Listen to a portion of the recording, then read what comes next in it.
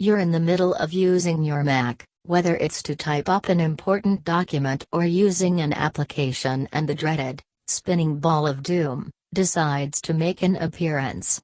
According to the guidelines given to us by Apple, the spinning weight cursor is displayed automatically by the Windows server when an application cannot handle all of the events it receives. As we grow older, software developments and intense programming demands constitute a system in which we constantly pressure ourselves and others to think and move faster, never allowing ourselves and those around us to be truly comfortable with life as it is. Mac users all over the web can relate to how you feel. We've all been there and experienced the frustration at some point. The colorful pinwheel that replaces your mouse cursor is not always a welcome sight, as much as it is a familiar obstruction. While it might not be realistic to alter the components of our computer, or the potential stressors, we can take time to pause, connect with spinning ball and recharge. If we can have a relationship with, and even make friends with the spinning ball, we regain some volition, choice, empowerment and control, and are no longer solely identified, consumed or possessed by the frustration and anger that the spinning ball may bring. Many relationships begin with the simple question, "What is your name?" Naming is the atomic act of association, recognition, contextualization and synthesis. Officially, the ball may be known as the spinning weight cursor or the spinning disc pointer.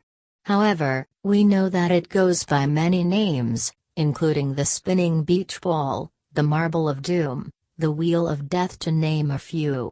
To identify with names already given may give us a sense of solidarity with those who have, and continue to interact with the spinning ball. You may wish to give it a new name, in order to let it develop an identity of its own. Perhaps it is not the name itself, rather the act of naming that becomes important. Now, under whatever name you have chosen and feel comfortable with, I invite you to consider the idea that the spinning ball is not an aberration, an enemy, an alien dark force, that is a part of the computer system, and rare is the processor who does not experience it. You may, like others, have an aversion to waiting, with an immediate desire click, despite the result that mindlessly pressing on the spinning ball only strengthens, prolongs, its presence. And yet anyone who has been besieged by the spinning ball recognizes the instinct to aggressively beat down in frustration at his arrival. How do I get rid of the spinning ball? We plea, searching for answers on WikiHow, or other corners of the web, trying to distance ourselves from distress and dissatisfaction or suppress our feelings of anger.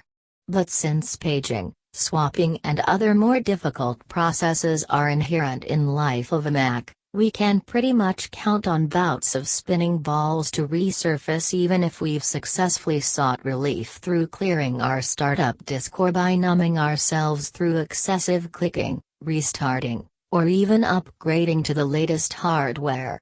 As with other frustrating aspects of dealing with computers, lasting changes are the result of working with what the spinning ball is telling us about ourselves and the greater issues at play within the life of the processor.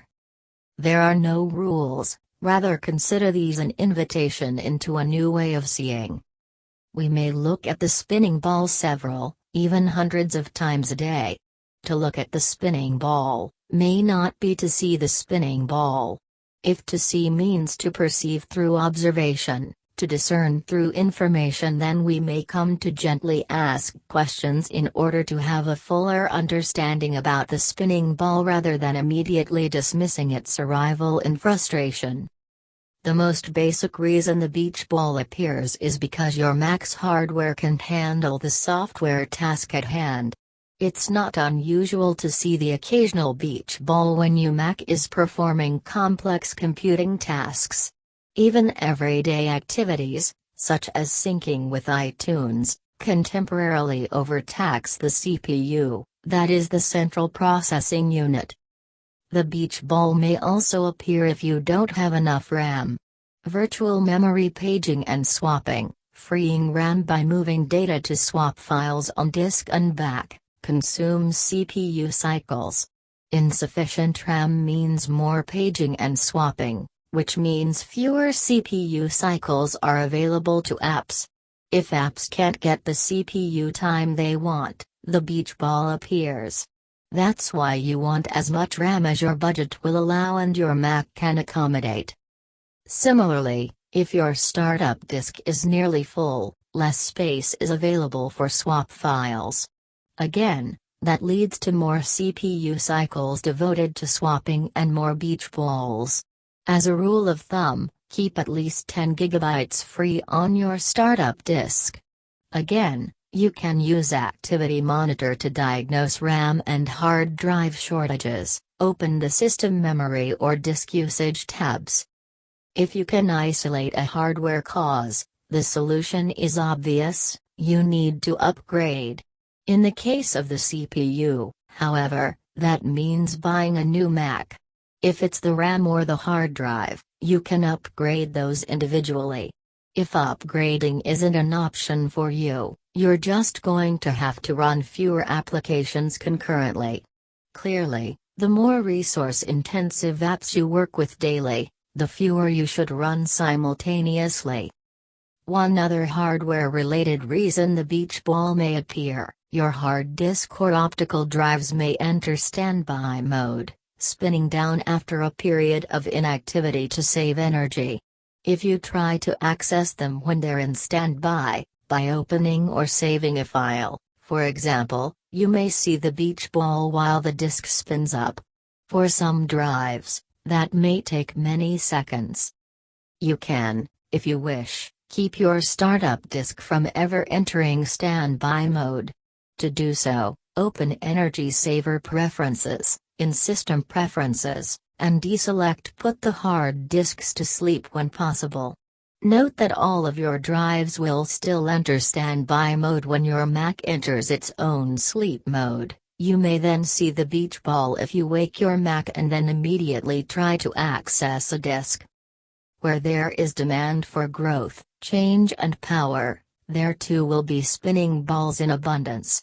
If then, to remove them is not an option, may we greet them, may we see them, may we befriend them in this day and in the days to come. Friend them.